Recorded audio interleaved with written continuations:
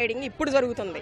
వాళ్ళందరూ పొలాలు కొనుక్కొని అక్కడ ఎగ్జిక్యూటివ్ క్యాపిటల్ పెట్టుకుందాం నిర్ణయించుకొని ఇది ఎప్పటి నుంచో జరుగుతున్న ఆలోచన కుట్ర అనమాట. జగన్మోహన్ రెడ్డి కుట్ర.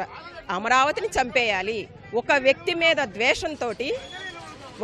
మీద ద్వేషంతోటే అమరావతిని చంపేశారు, రైతులను చంపేశారు, ఇక్కడ ఉన్న ప్రజల్ని చంపేశారు.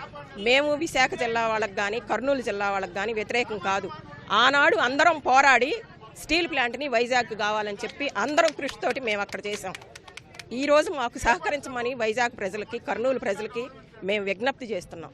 ఎక్కడికి బాగూడదు, క్యాపిటల్ ఇక్కడే ఉండాలి. గతంలో ప్రభుత్వం ఎప్పుడైతే ఈ క్యాపిటల్ నిర్ధారించిందో అలాగే కంటిన్యూ చేయమని జగన్మోహన్ రెడ్డి గారిని కోరుతున్నాం. మీరు చెప్పండి, ఇక్కడ ఎట్లాంటి సమస్యలు ఉన్నాయి? ప్రత్యేకంగా పిల్లలకి ఎటువంటి సమస్యలు వచ్చే అవకాశం ఉంది భవిష్యత్తు? పిల్లలకి ఎందుకు రావండి? ఈ రకంగా ఉన్న ఆస్తులు మొత్తం లాక్కుపోయి ఆయన ఎవరికో పెడతానంటే ఇక్కడ పిల్లలు ఏం తిని బతుకుతారు? ఏ విధంగా చదువుకొని వాళ్ళు పైకి వస్తారు? మేమంటే ఏదో అయిపోయిన వాళ్ళం, చిన్న చిన్న పిల్లలు ఉన్న వాళ్ళు